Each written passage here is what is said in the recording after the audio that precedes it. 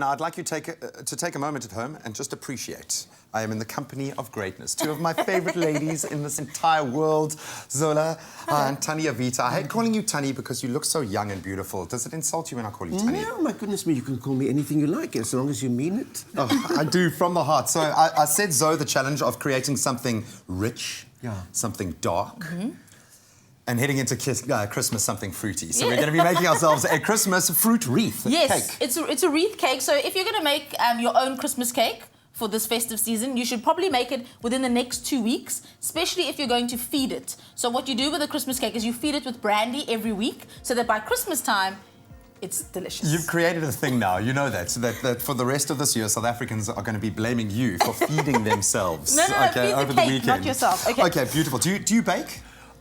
Yeah, and I do bake, and I love the idea of watching other people bake as well. Oh, yay, okay. Because I learn so much, the comfort and the joy of cooking some Latin. Oh, you're going to fit right in. We've got one of the best here for us. Okay, we are dilly-dallying at the moment. Take us through what we need here. So it starts with some butter, which we've melted in the pot, and then some Salati muscovado sugar. So because we're making a dark fruit cake, you want to use a dark sugar, so it's got treacle in it already. So it's already the flavours building, Lovely. Then to that, we add some brandy. We're feeding it already. So it's first meal of the day. Some vanilla essence, and then different types of dried fruit. So depending on what you like, you can sort of add more, add less. I've got some cranberries, some dried pears, some currants, raisins, and dried apricots. If for some reason you don't like pears, you can just up the cranberry quotient or whatever. So you can sort of make it to your own design, if you will. So this all goes in here.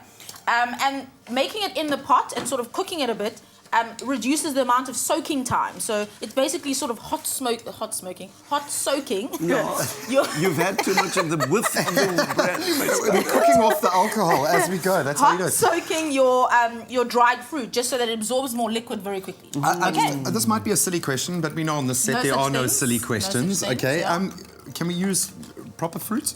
Undried fruit? No, because you're keeping this cake for about 2 months before you eat it, so you want a really high sugar content. And fresh fruit will actually muff. Okay. Yeah, it'll go off. That's the official term, before you eat it. Now tell me something. I have many friends now who have become vegetarians and vegans. Can they eat that cake? They can. They just got to leave out the egg, instead of the egg, mashed banana. Mashed banana? Mashed banana instead of the egg. And no milk and no cream and none of those things, but they don't None go of into those this things anyway. in this anyway, yeah. So instead of butter, they can use coconut oil even. Yeah? Just imagine that's a mashed banana then. Okay, Tanya Vita, will you mix the dry ingredients for me? So we've got some flour, I'm your manservant today. Some flour, some ground almonds, a bit of cinnamon, and some cocoa powder. So you mix all that in here. So all you want to do here is heat this gently, just until it all melts together, okay? Turn it off the heat. You can, at home, if you've got a bit of time, sort of leave this to sit for a bit, just so it doesn't curdle the eggs. But I'm brave, so I'm going to put them straight in. So only dry ingredients. I don't even get to handle the wet ingredients. No, I'm going to give you wet ingredients now. I'm just mixing the egg in here. Here we go. Beautiful. I'm trying to make this look more difficult than it actually is. Oh, careful. Don't let me burn you there. That's fine. Wouldn't be the first time, Zoe. Oh, did I get it all? Did I get it? Oh, is it out? Just about, yeah. No, that's perfect. Okay, now so mix that all together. Then I'm going to pop the chocolate in here as well, just to add extra darkness. And also when it bakes, it releases this like chocolate aroma, which I love. Bitter chocolate? Dark chocolate, exactly. And then at this point, you can decide if you want to bake it in a wreath. I like a wreath just because it cooks for a shorter amount of time. Okay. It's got sort of the element in the middle. Does a wreath have a hole in the middle like it does, just like that one. There's something very Christmassy about a wreath. Or you can just do a regular cake. Just make sure you wrap it in newspaper because its high sugar content will make it burn very quickly. Check it after an hour, and if it's getting too dark, pop some foil over. And then I'm going to just swap over. You can pop that into the dish. Okay, we're going to do. Oh, look at that. And then at this stage, once it's baked, poke it with a stick or toothpick or whatever you have.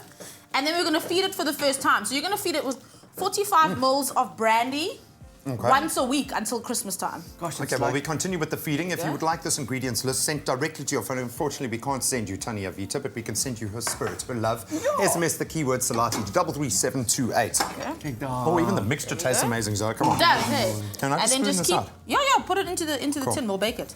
And then keep every week you poke it and you feed it, and then keep it in. You know, one of those old-fashioned cookie tins or cake tins, wrap, sort of line it in some paper, then pop this in, and then you can close it and feed it and close it and feed it. How often should we feed it? Once a week. Once a week. Once a week, Sorry, yeah. guys. I've just once a made week. one 2 weeks ago in the shape of the Voortrekker Monument. And putting the brandy, I can hear the forefathers giggle in the basement.